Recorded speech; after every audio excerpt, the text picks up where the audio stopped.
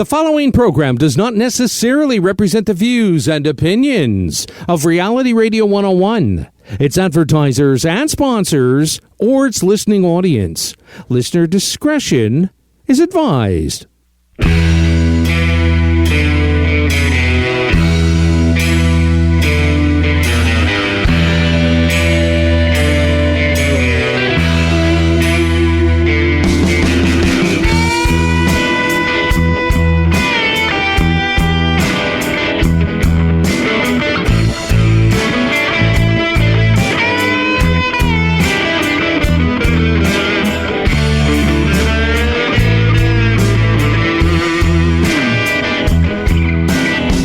Let's ride, heading up 35. One way, we're headed at 90K. We'll over the two-lane causeway. We'll go left, it's gonna be a classy day. Kickstands down, head on over to the band stage.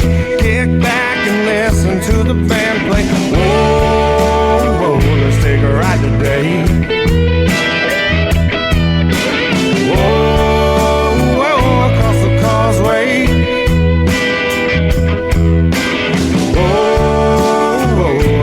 Rockin' day. Whoa, whoa, the classy chassis way.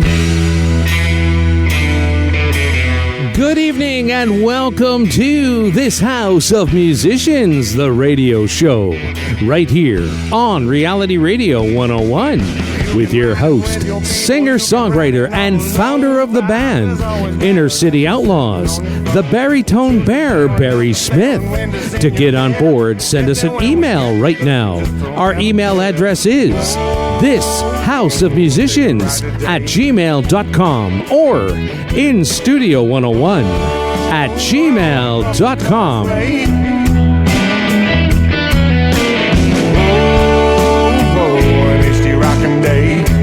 And now, right to your host of this House of Musicians, Barry Smith.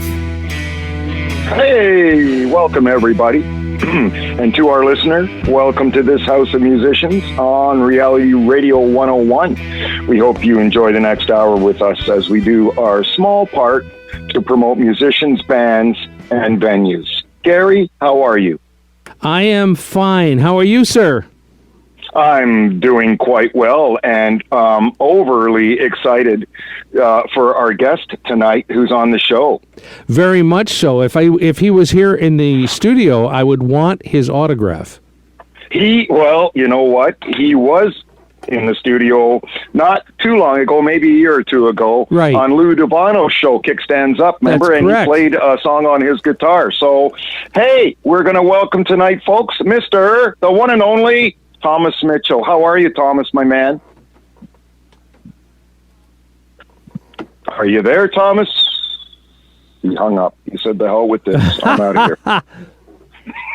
Let me reset and let him back in. I think he got disconnected and he's back now. So hang on 1 second. Absolutely. Reset. We'll get him back in. And in the meantime, Hey, wait, Barry, I hear something. Hey. Is How that you? doing? Hey, where'd you go? For a smoke? I don't know, man. Some technology. Something happened. Hey, welcome, Thomas. How are you, man? How you been doing? Welcome to the show, brother. Oh, Bear, it's great to be here, man. I'm sorry about the technical lapse. No not worries. really in command of the technology. That's not my thing, right? It happens, and you're back, and we're glad for that. I was just going to tell the listeners all kinds of stories and stuff, waiting for you to come back, so now I don't have to. Thomas, how you been? What have you been doing? What's on the agenda besides nothing with this virus, but what have you been up to? Actually, Bear, I've been real lucky. I've been hanging at home in Stratford, my hometown, hanging with my mom. And nice. It's been fantastic, and Stratford's a great little town, and there's lots of work to do around the house, so that's really kept me busy and occupied. Renovated the basement, doing some gardening, some landscaping, some painting. I hooked up some work with Bannon Timber and Log Structures. A little shout out to the boys in Harrington. Guys are working hard. I was out there today, and boys are working hard. I wasn't working hard today, but they were. And Wow. I've been picking up some time with them, and it's been fantastic, man. Work that's open to the sky, and I love that stuff, right? I love working outside.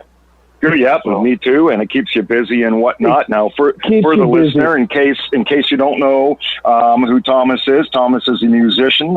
He's loved music since he was quite young. Plays a mean guitar, sings some of that good old country stuff that we all love, and he's also an actor. He's probably been in at least one film or show that you out there, the listener, has seen on TV. I would almost bet on it. Now, Thomas, let's get started with you, man.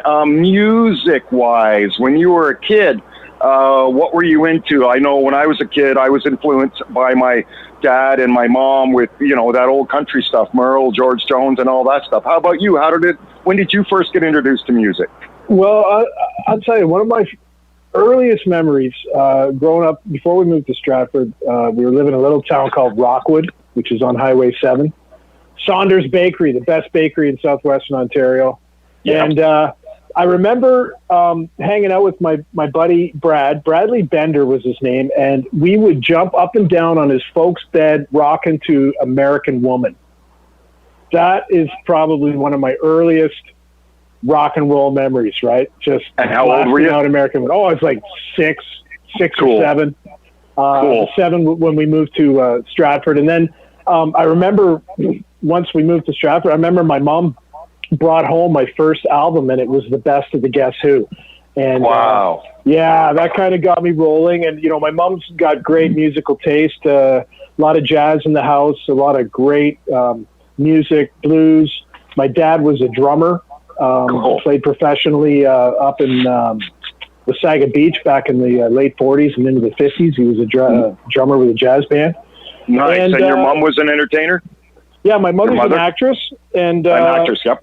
Yeah, and she's an actress of quite renowned in this country in theater and film and television. Worked with a lot of the great directors and done a lot of the great roles, and hence that's why Stratford is our hometown. Yep. And what are some other early rock and roll memories? I remember my brother coming home with brothers and sisters, the Allman Brothers. Wow. And listening to Southbound. And when I heard Southbound for the first time, man. I was like, brother. Yeah, Dickie Betts, who never fails to amaze me. And just a great album.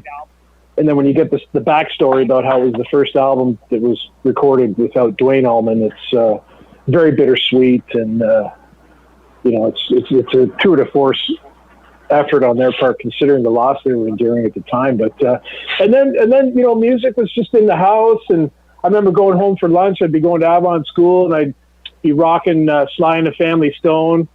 And wait, and the Flintstones at lunch. The Flintstones. The Flintstones, the Monkees, whatever. I love the Monkees, man. That was good, fun stuff, right? So I love music that when was I was always a kid, big part too. of it. Yeah, absolutely. So you picked up a guitar. What age were you when you picked up a guitar, and what were you playing? Funnily enough, I was I like to consider myself a really fantastic air guitar player. So till I was about 30. And then I was up working on a movie up in Kirkland Lake, and I took my per diem money on the first day and bought an acoustic guitar, and I said, man, I want to try and wrap myself around this. So that was it. I was about 30, and I just wanted to be campfire guy, And that's sure. And that's when you figured you're going to learn how to play the guitar so you could get a girl. Yeah, sure. And if you know the secret to that, please let me know, because I'm still trying to figure that one out. Yeah, well, I have no secret to that either. Hey, Thomas, we got an email from Bob V. He says, "Hey Barry, what a guest! Excellent, love that guy. Great acting, and he's listening from Hoboken, New Jersey. And he says, all stay safe and healthy. Say hi to Bob V. Thomas. Bob V. Thank you very much from Hoboken, New Jersey. That's awesome. I bet she's a Giants fan. He's probably a Giants fan. Maybe he'll email me back and let me know. So now you're playing guitar, brother. Now you're playing guitar. And when you were 30, did you take lessons? Did you just learn on your own, or? Pretty much just on my own. A couple people would show me bits and pieces, and the first song I learned to play, it was 3 chords, and it was Folsom Prison Blues, because I knew all the words, and it was real easy. And once, because you can strum, but try singing at the same time. It's once you get on the bicycle, once the wheels start turning and you don't fall off, you can go places, right? So, yeah.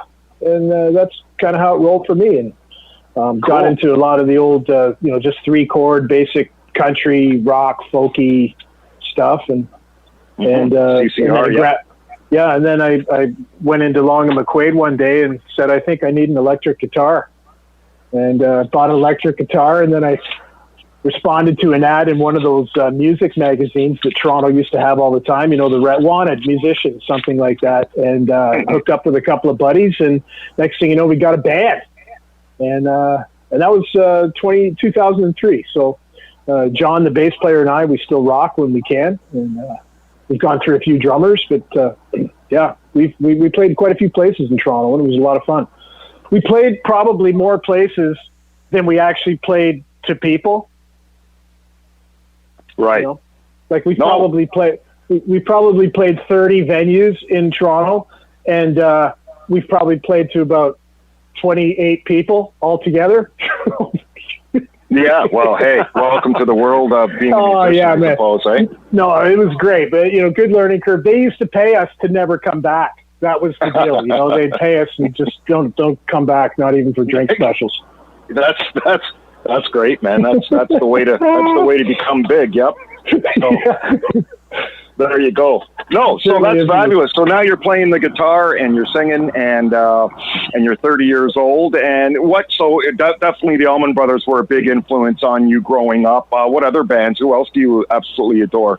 Oh man, I remember hitting Zeppelin at the age of 13.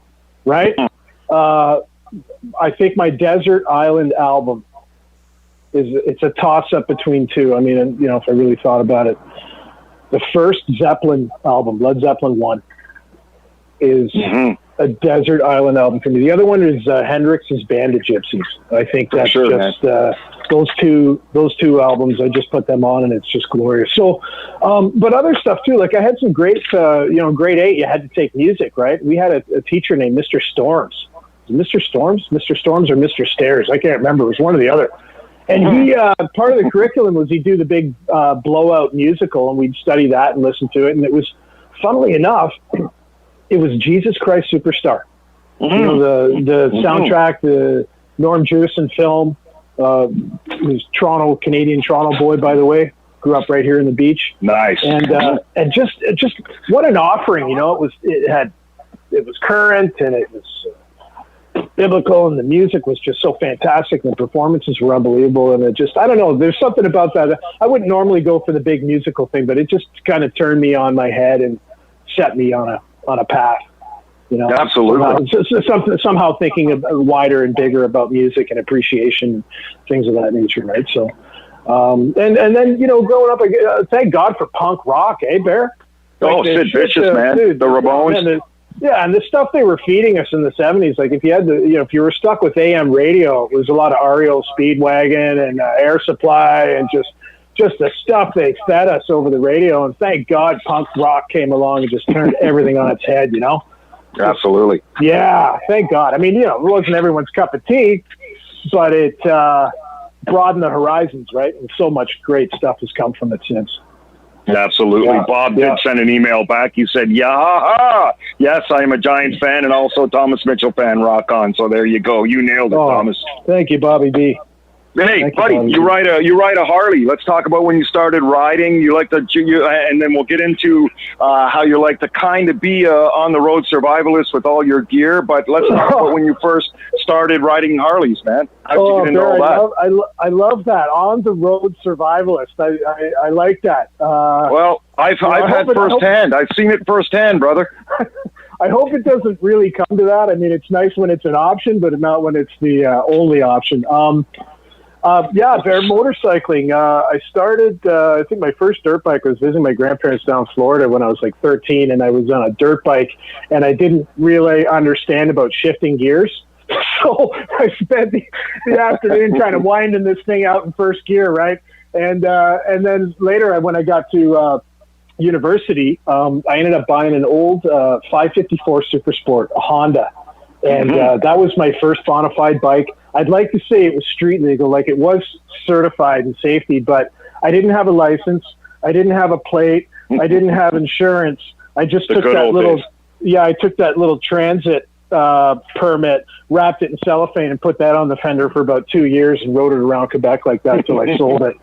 And then I sold that bike, and then a year later I was out in Vancouver. I just finished school. I was tree planting up in Prince George, and I bought a KZ 900, 74 KZ 900, a Cowie. And, hold on. Hang on. You were doing what there in BC? Yeah, I was tree planting right after university. Oh, tree planting. Yeah. Up in the. Let's talk about that. What's that all about, man? Tree planting. Tree planting was cool. BC's beautiful. It was right like an hour after my last exam. I jumped in a van with a couple of bros, and we drove across the country. We stopped in Montreal and fortified some rations, if you know what I mean. And then cruised across the country. And then we picked up a couple of buddies in Calgary, and then we went up into northern BC for what was 2 months, just living in a pup tent and planting trees every day and going into town once every 2 weeks maybe. And if you're lucky, you can grab a shower somewhere along the way. And, it was just fantastic. Cool it was so beautiful, man. I mean, the nature, the remoteness, it was very hard work, but you're immersed in it. And, it was spectacular. And then I actually ended up going back for the whole summer too, because I just bought a motorcycle and it needed parts and I needed money. And, of course. As soon as I wrapped that up, I jumped on my bike. It was the end of August, and I rode down to Vancouver in August of '89 on my bike. And within a month of arriving in Vancouver, I had a place to live. I had an agent, and I had a job, and that's where I started my acting career. Awesome, man. Let's talk about that. So you started acting in BC. Yeah, late '80s. Not that because I was new to the game, but the feeling I think back then was that Vancouver was really kind of the place to be. They just had Expo a few years before.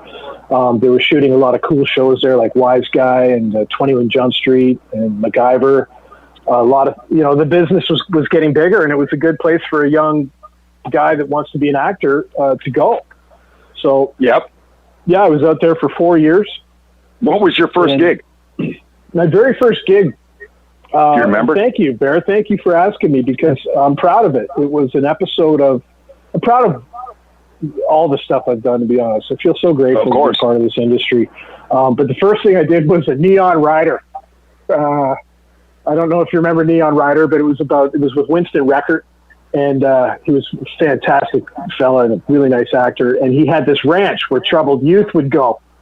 And I was like the town thug.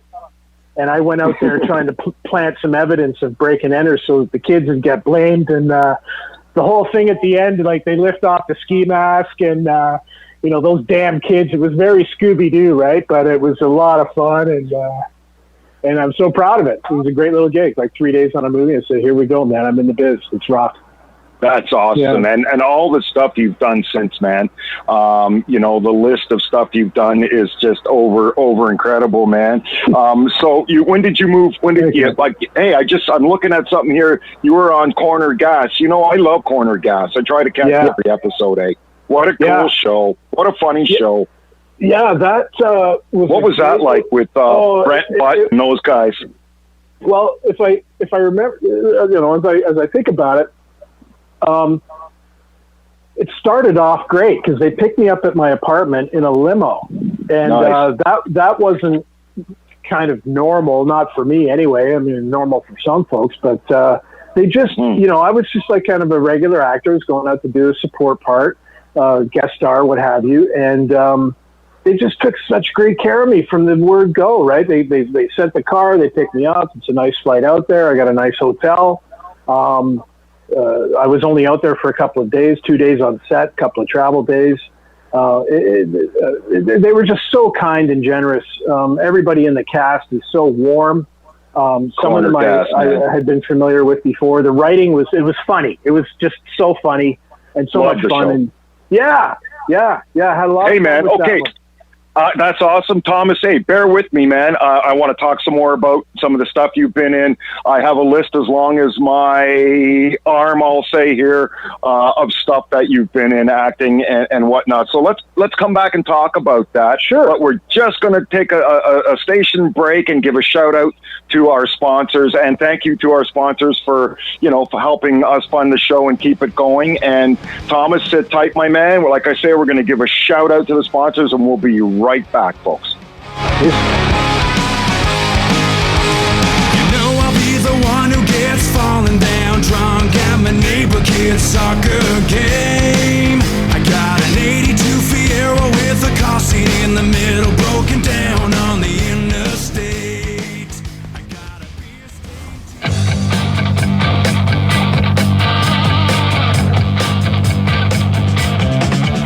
Hey there, it's Ian from Five Paddles Brewing Company. We're located in Whitby, Ontario, just off of Highway 401. Since we've opened, we've brewed over 300 different styles of beers. Whether you like lagers, stouts, IPAs, or flavored beers, we've always got something new and intense available at our tasting room and for take-home in cans and bottles. If you're not sure what to get, we've got friendly and knowledgeable staff to help you out. We've been lucky enough to collaborate with Harley-Davidson Riders of Canada to make a beer that raises money for Sick Kids Charity. Proceeds from every can purchased is donated directly to Sick Kids. Check out our online store at fivepaddlesbrewing.ca to see what we have available today. We have free local delivery to your door and more options available for the rest of the province. We're always adding new beer to our online store at fivepaddlesbrewing.ca. If you wanted to come down in person to pick up your craft beer, we're located at 1390 Hopkins Street in Whitby. It's a great place to have a cold beer in a relaxed setting. Help out a great charity and drink some great craft beer from Five Paddles Brewing Company.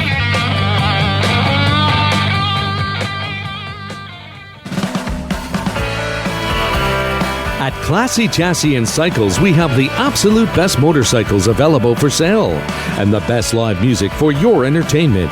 It doesn't get any better than this. Get your motorcycle serviced by our V-Twin Performance Specialists. And always 100 motorcycles in stock. Hungry while looking? Try our delicious on-site food truck meal specials. It's all happening at Classy Chassis and Cycles. Call us today at 888-292-8305. That's 888-292-8305. Or visit our website, usedhd.ca, or send us an email. Our email address is info@usedhd.ca. Classy Chassis and Cycles. Motorcycles, music, and food. All for the motorcyclists in your life.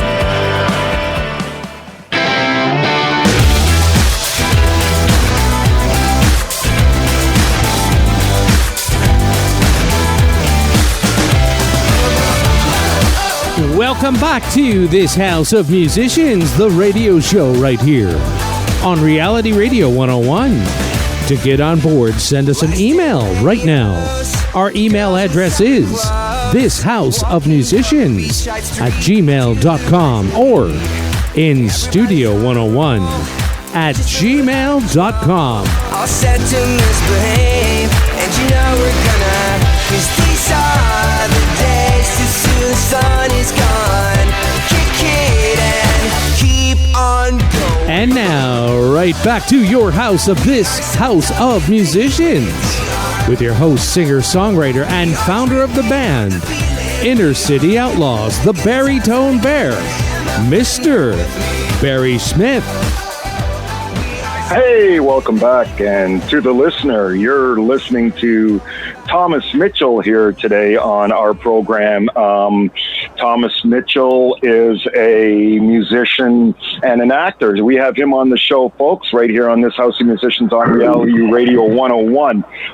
Thomas, welcome back, brother. We have a couple of emails I want to read to you. This one's from David E., and he says, just wanted to say hello. Love the show from Miami, Florida. Man, maybe we could stay with David E in the wintertime. Miami, Florida. That's some good reach, Bear. Yeah, man. Hey, That's and look, good reach, bro. here's one from Crystal W. She says, Bullet from History Channel's Gangland Undercover. Yeah. Wicked, Yeah. nice work. Gangland, number 3. Shout out, Crystal. Awesome. Thank you for that. Spent the money already. Yeah, spent the money. Yes, Sure. Hey, you know what? Let's talk about Gangland. You were on 8 episodes of that baby, weren't you? Yeah, I was in season 2. Well, season 2, you were Bullet on Gangland Undercover, and what a series that was. Talk to me a bit about that, man. Well, it was an absolute gift to begin with. Great show. The first season with Damon Runyon and Ian Matthews and the show creators, they really created something special. And and then I was just happy to be invited to the dance for season 2. They introduced so many characters and they took the story in another direction. The guys, this Charles Falco fellow has led such an interesting life. And really happy to be a part of it and telling the story. And frankly, I mean, what a gig. I was, it was a great part, number 2 on the call sheet, was involved in a lot of the scenes. And, I got to wear my pajamas every day, man, denim and motorcycle boots and the black leather jacket. How cool. And what, you rode your Harley back and forth to the set? I mean, really? And then you rode your Harley during the show? Really? Yeah. So they had me riding a Fat Boy on the show, and there was talk of being able to perhaps purchase it. And this conversation went on for a couple of weeks and became kind of a tongue-in-cheek thing. And I said, I'll take the bike. Sure, I'll buy it right now. You use it for the show, but I'll take it right now. And the producer said to me, well, we got to think about season 3, so we're going to hang on to it. And I was like, man, asked and answered. Thank you very much. No, I was like, okay, that's fine. And I had been looking for quite some time, years when I think about it, just popping into a Harley dealership and checking out bikes. And I was extremely motivated at this point.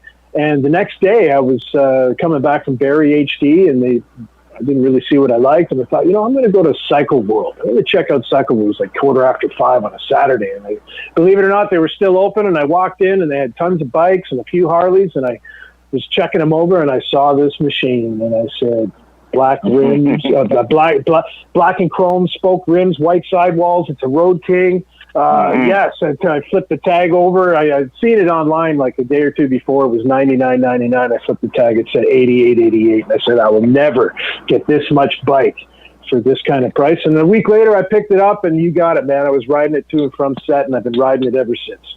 I love it. That's too cool. I love how you ride. I mean, me and you have gone down the one time. I'm riding in the lead, going down the 115, doing at least, don't tell anybody, hopefully nobody's listening, doing at least 120, 110, 120, which isn't too bad, but it is the 115. And up alongside me comes Thomas Mitchell, smiling and grinning with the tunes cranked from ear to ear, and stays side by side all the way down to the 401, man. Yep. Yeah, great. I love it. I love the smile, man. You're always just like big smile and laughing at the world. So I love that, man. You know what? I got you down here. You've been in over 100 movies and shows, bro. It's very impressive. Yeah, like you were in 12 Monkeys. You were in Murdoch Mysteries, Saving Hope. I mean, The List, Beauty and the Beast. I mean, I'm just throwing this out there for the listener. Yeah, no, it's funny because every time you mention the title, it reminds me of a great gig or a fun time or being able to pay my rent. I feel blessed, man. It's been 30 years I've been working in film and TV, and I got to say, man, the industry in Toronto and in Canada, I'm working because that grip over there is good at his job, or I'm working because that wardrobe department is super efficient and takes care of business. And I'm working because of all, the people that do the accounting and the administration. Like, we got an infrastructure here, and we got a work ethic and an industry in Toronto and in Canada that is just superb. I mean, and I just feel grateful to be a part of it, man. It hasn't been easy. It's been hard at times, but the fruits of that labor, man, are tasty. Hey, So, you got a Harley, and you're still eating dinner. So good for you. Let's talk about. Hey, man. Hey, what can I say? Define dinner, dude. Define. Well, dinner. craft dinner counts, brother, and wieners, they count. How about some crunchy Cheetos and a half a pint of Haagen-Dazs? That's dinner. Some right? nights, So, some nights Yeah. they work. No, man, you love to do the survivalist thing on your bike, brother, and that is you could probably jump on your bike and take off anywhere in Canada, be gone for 2 weeks, and probably go to a gym and have a shower or two, but not get one hotel room. Tell me about how you love doing that and who you're inspired by. I've always loved roaming on two wheels, and when I was a kid, I used to jump on my bicycle with a couple of buddies, and we'd ride out to Wildwood and camp on a long weekend. I remember doing that when I was like 13. And kudos to my mom too. She would I'd pack up on a Friday after school with, and see you later, Mom, back on Monday. And that was kind of young to be doing that, right? But that's just changed. Now it's a motorcycle. Now it's you can cover a lot more ground, and I love the aspect of just being able to go and you're not sure what lies ahead, right? Sure. Some adventure somewhere. And I like the utility of being able to kind of set up shop somewhere, maybe a gravel road or, a campsite, and just be relatively self-sufficient. You got an axe, you can chop some wood, you got a comfortable tent and an air mattress and a couple of sleeping bags and a pillow. Everything's very minimal. It takes up a very little space, and I can cook up some grits. I got a frying pan. I got everything, bro. It's like a rolling. I've seen you in action, man. You got a little axe to chop trees. You got a little shovel if you need to dig holes. You got a little light. You got pots and stuff to make tea, and a little cooker all on your bike, bro. It's pretty impressive. Yeah, and then not to mention the rain gear that you got to have, and the tools, and the extra helmet, and the change of clothes, and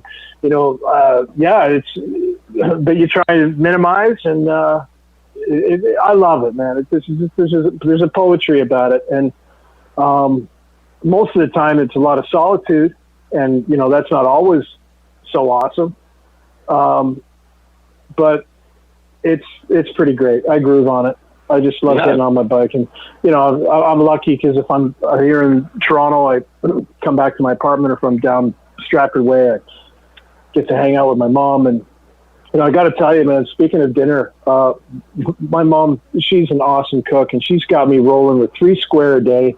All I got to do is work around the house. She's just feeding the machine, and nobody loves you more than her. Yeah, and this pandemic and this situation that we're dealing with, it's so nice to be able to kind of roll home. And I think I'm hoping that a lot of people feel the same way, that they get to reconnect with the people that they really care about, and just try and make the most of a pretty rough, tough situation for the time being, So I'm really grateful for that. I think I digress. As far as getting back on the machine, I just rode back to Stratford, parked the bike. I grabbed my work truck. I'm back here in Toronto. I'm going to do some landscaping and, whatever I can to just kind of keep the wheels turning, Good for you, man. I'll be back on the bike. One of my favorite things to do, Bear, is ride to a beach, take in some sunny shores, some sun, sand, and surf, worship the sun for a few hours. You sure do, because every time I call you, that's where you are. Yeah, and then a nice little twilight ride home, So, that's the irony is that at this particular time, you have all this time to be able to do it, but you can't really go anywhere. You could ride across the country logistically right now, but you're taking a gamble more so obviously than any other time. But you don't want to be stuck somewhere or anything like that either. But me and you have discussed actually maybe doing a trip for a week or two camping. I just got to talk the big boss into it, and she's a tough one to get around. You know what I'm saying? Sure. Yeah. And I don't blame her. Oh, I get it, because sometimes it ain't comfortable out there, and I'm packing for one. You're in the woods, all kinds of gear, but if you're packing for 2, it's tough. That's for sure, absolutely. We got another email, brother, from Greg E, and he says, "Hey Thomas, any advice for a new actor in the business? How to get work? How to get work? Thanks." That's from Greg E. How to get work. Thomas, help him out, man. He wants to be the next James Bond. I mean, who doesn't? Yeah. Well, I think to start with, you probably have to be in a town where you can access the market, so to speak. Being in Toronto and being available for auditions. Meeting. You maybe want to get a headshot if you're taking some acting classes. That's not a bad idea. And meet with some people. Put your shingle out a little bit. Go meet with some agents, and hopefully if somebody is on it, they'll take you and they'll put you out for some auditions, and then it's up to you, right? I mean, you got to be prepared and be professional and punctual and perform. Hit the mark and say your spiel, and then have a nice day. Get the hell out of the room so the next guy can get in there. But absolutely, never give up would be one of the things to tell them. Just keep trying, because you're probably going to get a lot of rejections, right? Yeah, but absolutely, it is built on rejection. But in terms of being specific, like, you get yourself to market. Get some headshots. If anybody's asking for money up front, that's a red flag. Unless, of course, you're doing like headshots. Of course, that dude's got to get paid. But if an agent is asking for money up front, that's not something you want to be doing business with. Across the board, it's 15% typically of your earnings an agent will take. And knock on some doors. There are a lot of great talent houses in Toronto, and they're all looking for the next, they're looking for quality people that are passionate. Absolutely. There you go, Greg, and hopefully that helps you out, brother. I hope that was helpful. We got another email from Jason R. He says, "Yo, from Las Vegas, Nevada. Loving it. Wow. Great show. Thanks, Barry." Yeah, man, Las Vegas. Wow. I mean, how cool is that? That is very cool, Barry. Thomas, great we're going to... man. Absolutely. Great read. All over the world. I mean, we have listeners all over the world here on this House of Musicians, and I'm over the moon and ecstatic about the whole situation. So, and even just to have you on the show, Thomas, is a blessing. Thank you. Before we cut away, Bear, I just want to say, usually when people come on the air, it's all about them. But I just want to take a minute and just say, I am so glad that I met you back in 2016. I think you're an awesome, great guy, great musician, family man.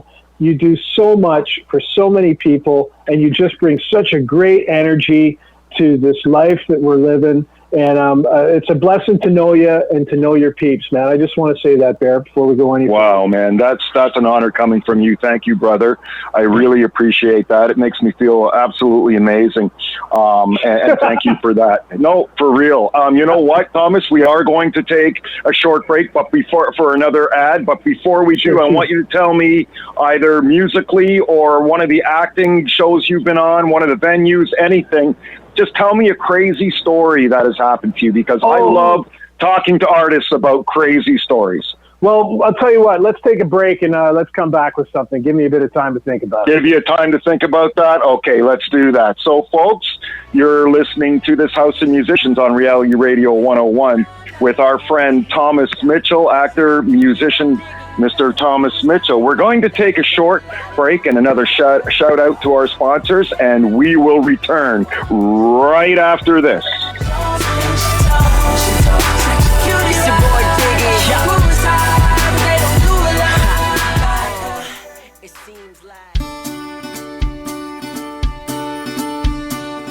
At Roofsmith Canada, we have over 30 years of professional experience, offering free quotes on your flat roofing, shingled roofing, and repair concerns. We offer a 5-page quote package, which includes 2 pages of references for your peace of mind, all at very competitive prices. And for all of our roofing jobs, we use only the absolute best quality roofing materials, bar none.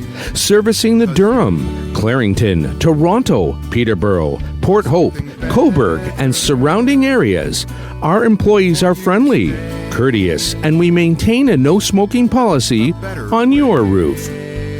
Roofsmith Canada is fully insured, and owner Barry Smith is working at each and every job and will service your roof as if it were his own. Cleanup is always immaculate, so what are you waiting for? Please call Barry today at 416-917-8049. That's 416-917-8049.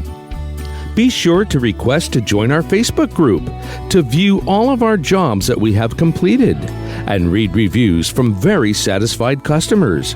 Email us roofsmithcanada@hotmail.com.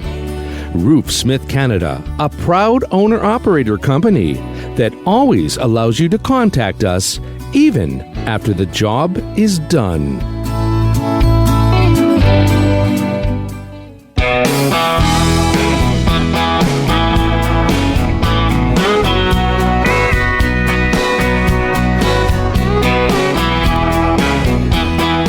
Welcome back to The House, your house of musicians, right here on Reality Radio 101. To get on board, send us an email right now. Our email address is thisHouseOfMusicians@gmail.com.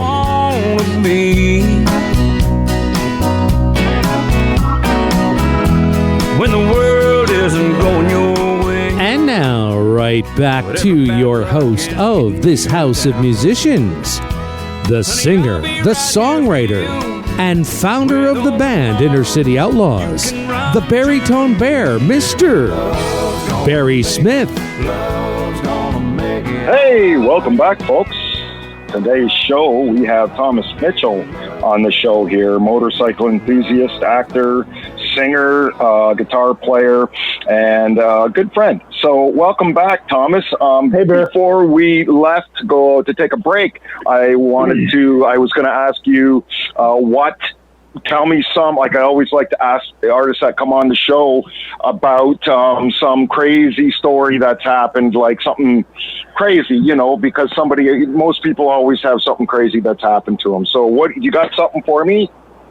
Well, crazy. I don't know so crazy, but there's been so many great, memorable moments. I mean, getting to meet some of the people that I've had a chance to work with is always a pleasure. I worked with Helen Mirren and spending time with her on a set. There was one moment that sticks out in particular. I was doing a movie out in Vancouver, another stakeout. And in order to get to set, we had to take a helicopter ride. So, wow. Right away, that's always pretty thrilling. We would meet down at the landing pad. Would be a 20-minute flight out to some remote part of an island in Vancouver. And I was in the helicopter with Rosie O'Donnell and Kathy Moriarty, who is an Academy Award winner from Raging Bull, right? She played De Niro's Jake LaMotta's wife in Raging Bull. So you're in the helicopter with them, okay? Yeah, and Richard Dreyfuss, and we're flying over, and the pilot took us. It's the Sea to Sky Highway, and he took us right up over the mountain range, and we were able to see for just, I don't know how many miles, man, just tens of miles of beautiful snow-covered rock that you would never see typically, right? And we were like right there on top of it. That was an exceptional moment. We were doing a movie up in Kirkland Lake called Giant Mine. This is in the mid-'90s, and it was at the actual mine, and we were filming on the 1,100-foot level, which is, low enough, right? We were there for a few days, but they took us down to the furthest depth, which was 4,400 feet underground. Wow. And we were down, that deep, and they had these monstrous chains, these monstrous links. Like, these links were as big as a car, each link. And the links were firing through these holes that were just, I don't know where they were going. I don't know where they were coming from, but, that's stuff that you don't typically get to see every day. And, that was pretty exceptional.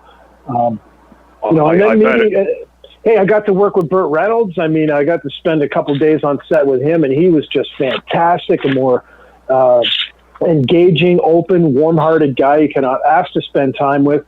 Hollywood icon, but he was an open book. And, the people I've met along the way, man. I mean, it's not crazy, but sometimes it's crazy because you're pinching yourself going, oh, my God, I'm working with this guy. I'm working with this guy. What am I doing here, right? This guy's like, what am I doing here? Is it really happening, man? That's incredible. Good for you. Yeah. I got a new segment, Thomas, and it's called So Gary, What Do You Think? Of Thomas? I love Thomas. I met him once. I was blessed to have him here in the studio. I've seen his work. He's a very talented actor and musician. He's got it made. So, we'd like to, Barry, as you know, thank him for taking time to be on your show. Absolutely, very much. It's an honor. It's an honor, fellas. I appreciate it. Thank you. I like what you're doing, Bear. I like what you're doing, man. You're just promoting good old rock and roll music. I mean, well, that's what we're absolutely, man. That's what we're trying to do with the show. Promote bands. I don't think they get enough promotions. Musicians, bands, venues. They just don't get enough. It's frankly, you're like a lifeline. So sorry to cut you off there, but you're like a lifeline too, right? Because everything is so tough for musicians in gig-based economy right now. So it's so important to let's keep the music alive. I know we're all busting and ready to get out and hopefully enjoy some live music and get on a dance floor and work up a sweat. I mean, I can't wait to do that again. I can't wait to just get on a dance floor and, just rock with some friends and feel some heat, and some great music. I mean, it's heartbreaking when you stop and think about what's going on, but I know that the comeback is going to be freaking awesome. Yeah, absolutely. I mean, I've been fortunate enough to have another business, so I've never had to rely on music as an income.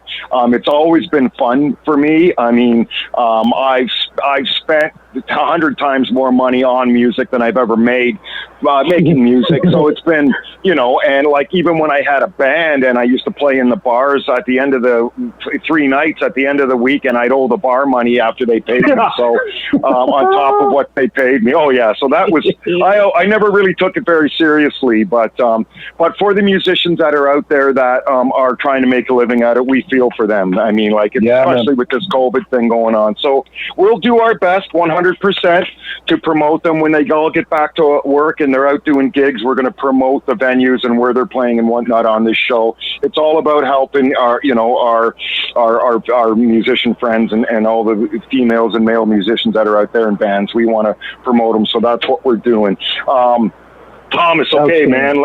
Let's talk about what's new. What do you got on the burner right now cooking? Well, it's a little quiet.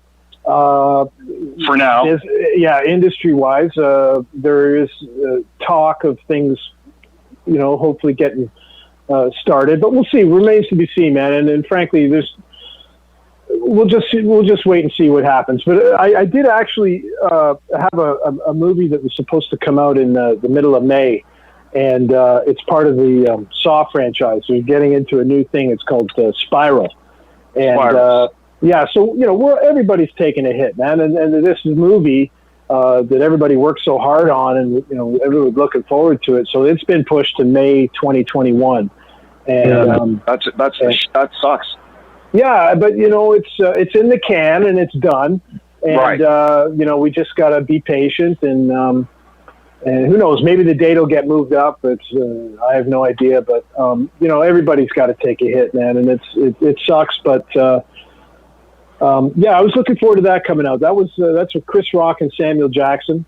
And, man, Spiral, the new Saw movie, Spiral. So that's the latest thing you've been in, man. Tell me what it was like hanging out with Chris Rock, man. That guy seems like so much fun. Fantastic. He was obviously very funny. The guy is just, he just blazes, man. But he was also very low key. It's a different medium, and he showed up to work prepared every day and knocking it out of the park. And he was very warm, just nice, really, really generous and warm to work with. I didn't get to meet Samuel, unfortunately. That would have been a big thrill, of course, as well. For sure. But it was certainly one of those moments where I'm on set and I'm working with Chris Rock and I'm thinking, man, what the hell? Somebody must have let the door in and I walked through, but I showed up and I did my job, and grateful to be there, So awesome, buddy. I'm looking forward to seeing when it comes out. I mean, I might not be able to take my mom, but it might be a little over the top for her. But I know I'm going to have trouble sitting through it too. But I'm looking forward to it. You can bet that.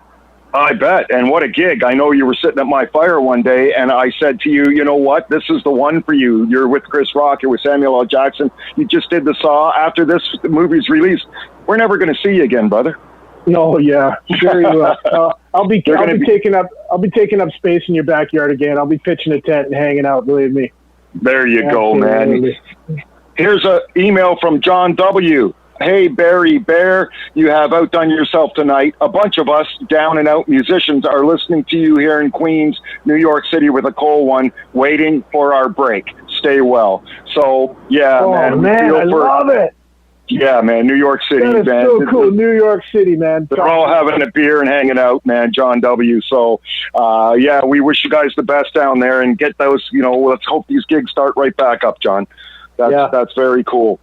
Yeah, and let's back in the day, like when Elvis did his, it was the Louisiana Hayride, right? And they'd just roll in a flatbed, and you can still do social distancing and rock live music events, man. I mean, convert drive-in, get people going out to drive-ins and just roll in that that big tractor trailer with all the backline on it and just rock, Sure. I'd love to see that happen. Yeah, absolutely. Brother, here's another email. Tommy Mitchell, great guy, doing a great job on HJ and I, and Bannon Log Homes. Keep up the great work. That's from Adam, brother. Oh, man, that is fantastic. Adam Nixie from Stratford. Yes. Yeah, Adam, part of a great crew out there in Harrington. Boys are working hard, and I got to see Adam today. It's always a pleasure. He's a great fella. And I get to work alongside with him. We have a bunch of yucks. So thanks, Adam. I told the boys today to tune in. And Adam plays a lot of music himself. He's got quite a few gigs on the go. He plays bass, plays guitar. We keep talking that we're going to pull the amps into the shop one night and melt everyone's faces off. Absolutely, man. Thomas, if you weren't doing the acting career, what would you be doing, man? What do you think your career would be? Or where do you think you'd be working? What would you be doing? Wow. That is tough question. Well, I have given it some thought, and frankly, with the landscape construction and stuff that I do, I there's good go in it. Yeah, well, but I appreciate engineering, and being able to fix things or engineer things so that they're. I don't know. That just really appeals to me, and I think if maybe I'd been just a little more serious when I was going through school, I might have, maybe perhaps gone that route. That's something that interests me, But hey, I got no regrets, man. I mean, I feel like I'm in the place that I'm supposed to be. So, absolutely, that's a good feeling, and it hasn't quite always been like that, but I think since I turned 50, funnily enough, things felt right, Sure. But the other thing too that really appealed to me, and I know it's kind of a cliche, but the whole firefighting thing would have appealed to me immensely as well, because it's a noble job. The fraternity, being in the hall with the boys, sure. The gear, the trucks, the gear, the tools, going out and being able to help your community. And, a lot of those guys, I know they started work in their 20s and they're retiring now. Yeah, no kidding. And, so hey, Thomas, looks like I don't know. This is Gary. I don't know if you knew it, but for 10 years I was a firefighter paramedic in New York. Oh wow! And I made it to the rank of captain. Wow. Yeah, that's amazing, Gary. Wow. Man, from that's 1975 to 1985. Wow. So did you have to go to like CBGBs on a regular basis and clean up some dudes out of the toilets from ODs and Yeah, well, speaking of rock and roll, right? There's nothing more rock and roll than passing out in the toilet at CBGBs, I guess. But if you could call them toilets there, sure. I think Gary rescued Sid Vicious a couple times. Now that we think about it, come on, man. There was no rescuing that guy. There was no rescuing that guy. That guy made his choices way before anybody. Oh yeah, that's so what a sad, guy, though, man. That's so sad. It's sad. What a guy. Yeah, but wow, New York in the 70s and 80s, man, that would have been a pretty rocking time to be in New York. That's cool, City. Gary. Yeah. It's all a blur. Hey, and while sorry, go ahead, Gary. No, it's all a blur, but yes. Hey, while we're talking about firefighters, let's give a shout out and a thank you for your service to firefighters, the police, the frontline workers right now in the hospitals. Brother, we can't say enough about ambulance drivers, the service people in our armies and navies and Marines and such whatnot, and all those guys. So thank you to everybody who has given us service in all those fields. Absolutely. We're greatly appreciative of it. Absolutely. Yes, thank you. I mean, I can't imagine how difficult it would be showing up to a job right now where you are constantly exposed to risk. Man, you just thank you, and we respect you. Absolutely, and we respect your efforts. Huge respect them. Huge. Sorry, Barry, I didn't mean to cut you off there. But okay, brother. How intense. SARS was a challenge enough, and we had our big 500,000 concert up at Downsview. I mean, can you imagine the comeback from this? I mean, I'm hoping, man, it's just going to be extraordinary, and I'm hoping that we all have a chance at just making it better than it was before. Yeah, the comeback, man. The comeback is going to be pretty grand. Absolutely. Oh, for sure. That's what we're all hoping for. I hope the musicians all can get out there and get their guitars and drumsticks going and just give her, man. I know that there's some places in the States, I have a lot of musician friends on my Facebook, and I have seen a few of them going, we're going to be at Charlie D's tonight with the band. Come on out. So I guess there's places somewhere maybe in the deep south or somewhere where they're kind of back at it. I'm not 100% sure, but I'm sure I've seen these posts. Yeah. So little too. Go ahead. No, I just I hope everyone is safe, man. I hope everyone is safe and making the best of it. There's so many challenges. I mean, the anxiety of leaving the house. Your 14 days starts all over again. Exposing loved ones. There's a lot to consider, man. There's a lot to consider, and you can keep it real simple if you don't go too far. If you don't stray too far. Absolutely, man. No, and we're hoping everyone stays safe out there. Thomas, man, what can I say? When are you coming down this way again, so we can do another fire? Well, hopefully sooner than later, Bear. Let's say within a couple of weeks, I'll hopefully be darkening your doorway and reaching into your fridge. Awesome. And, you know what I mean? Throw another log on the fire and finish a song we're working on so we can record it. Yeah. Absolutely. Yeah, well, we got to do that. Absolutely, man. You know what, Thomas? It's 7:59. I got to say goodbye. I could talk to you all night long. So much to talk about. It's been absolutely great to have you on the show here tonight, Thomas. You're quite the character, and it's always fun hanging out with you and listening to your stories and writing and whatnot. Yeah, man. Well, a real honor, and I want to thank you to the listeners for tuning in and hopefully enjoying the show. And anytime, Bear, you just send out the signal and I'll come riding in. The bat signal, man, the T signal, you know what? And that will happen sooner than later, my friend. Again, Thomas, I'm over the moon. Thanks for being on the show, brother. And to the listener, I say thank you for being here, and always dance and sing and let the music bring your soul to the surface for all the world to see. Until next time, have a shuffle your feet kind of week, and good night. You've been listening to This House of Musicians on Reality Radio 101.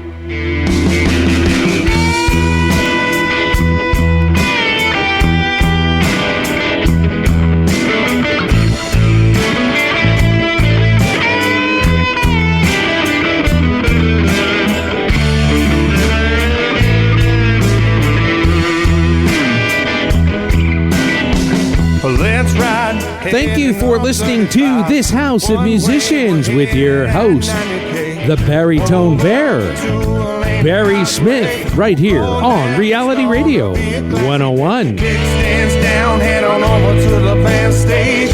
Kick back and listen to the band play. Whoa, let's take a ride today.